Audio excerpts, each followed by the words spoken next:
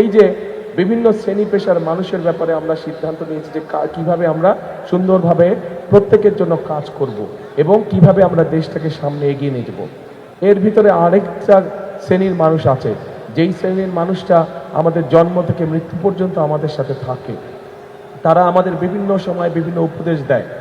অর্থাৎ তারা কারা? তারা হচ্ছে আমাদের বিভিন্ন মসজিদ, মাদ্রাসা, খতিব সাহেবরা, ইমাম সাহেবরা, মুয়াজ্জিন সাহেবরা সহ অন্য ধর্মের যে সকল ধর্মীয় প্রধান আছেন সেই সকল মানুষেরা। এখন এই মানুষগুলোকে আমরা দেখেছি অনেকেই এদের মধ্যে অনেক কষ্টে থাকেন। সেই জন্য এই মানুষগুলোকে অর্থাৎ ইসলাম ধর্মে যারা মসজিদ মাদ্রাসার খতিব সাহেব আছে, মুয়াজ্জিন সাহেব আছে, ইমাম সাহেব আছে সহ অন্য ধর্মেরও যারা ধর্মগুরু আছেন তাদেরকে প্রতি মাসে আমরা সরকারের পক্ষ থেকে একটা সম্মানের ব্যবস্থা করব ইনশাআল্লাহ, যাতে করে তারা একটা সম্মানজনক জীবনযাপন করতে পারে।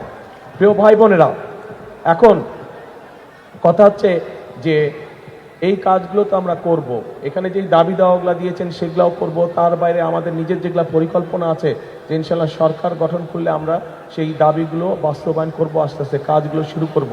কিন্তু এই কাজগুলো করতে হলে তো আরেকটা কাজ আছে, যেই কাজটা করতে হবে। বলেন তো কি কাজ?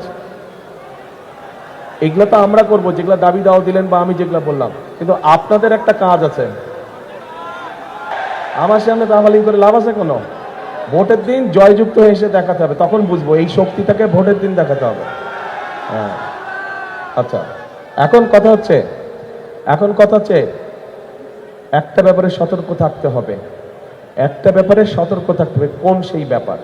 এই যে মঞ্চের এই মঞ্চের পাশে ছোট্ট একটা মঞ্চ আছে, মঞ্চে কিছু মানুষ বসে আছে এবং তাদের পিছনে একটা ব্যানার আছে।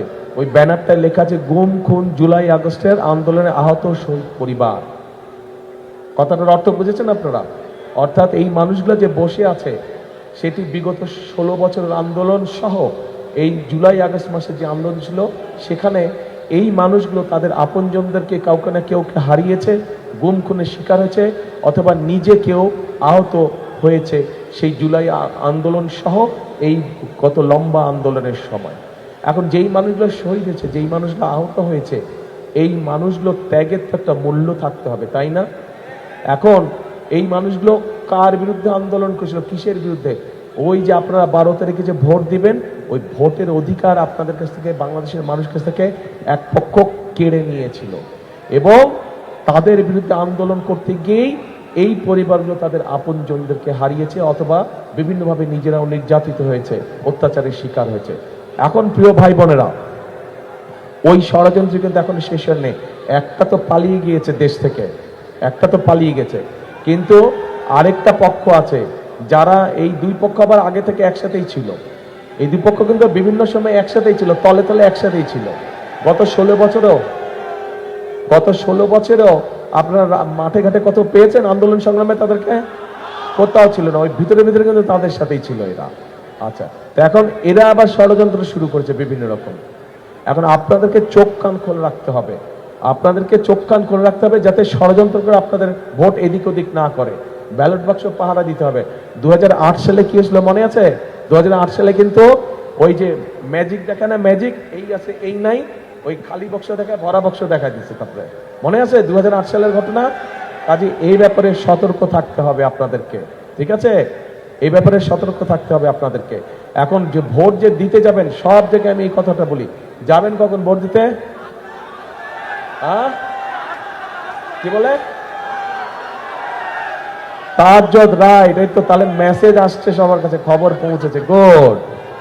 হ্যাঁ, এইবার ভোটের দিন তাহাজ্জুদ পড়তে উঠতে হবে। তাহাজ্জুদ পড়ে সবাইকে, তাহাজ্জুদ পড়া শেষ হলে যার যার ভোট কেন্দ্রে সবাইকে নিয়ে যেতে হবে। গিয়ে মুসলমান ভাই বোনেরা ওখানে জামাত আদায় করবেন, আর অন্য ধর্মের ভাই বোনেরা আছে যারা, তাদেরকেও সাথে নিয়ে যাবেন, তারা তাদের ধর্মীয় অনুষ্ঠান পালন করবে। করে ভোট কেন্দ্রের সামনে বসে থাকবেন। যেই 7টার সময় ভোট কেন্দ্র খুলবে সাথে সাথে ভোট দেওয়া আরম্ভ করবেন, ঠিক আছে? আর খেয়াল রাখবেন এই যারা ষড়যন্ত্র করছে এরা আবার ওই যে 8 সালের মতন আরেকটা ষড়যন্ত্র করছে। ওই যে এটা আমরা এই ষড়যন্ত্র আমরা ওই যে এই তথাকথিত যে আমির নির্বাচন, তারপর নিশিরাতের নির্বাচন, তখনও আমরা দেখেছি যে লাইন দিয়ে থাকে কিন্তু লাইন আগায় না। দেখছেন না এই চিত্র? মনে আছে? এই কিছুদিন আগেই তো ভোট কেন্দ্রের সামনে লাইন, কিন্তু লাইন আর নড়ে চড়ে না রে বাবা। কাজে এইগুলা ব্যাপারে সতর্ক থাকতে হবে যে লাইন নড়ে না কেন, আর ভিতরে ওইদিকে সিল মারা শুরু হয়ে গেছে। কাজে এইগুলা ব্যাপারে সকলকে আপনাদের সতর্ক থাকতে হবে প্রিয় ভাই বোনেরা।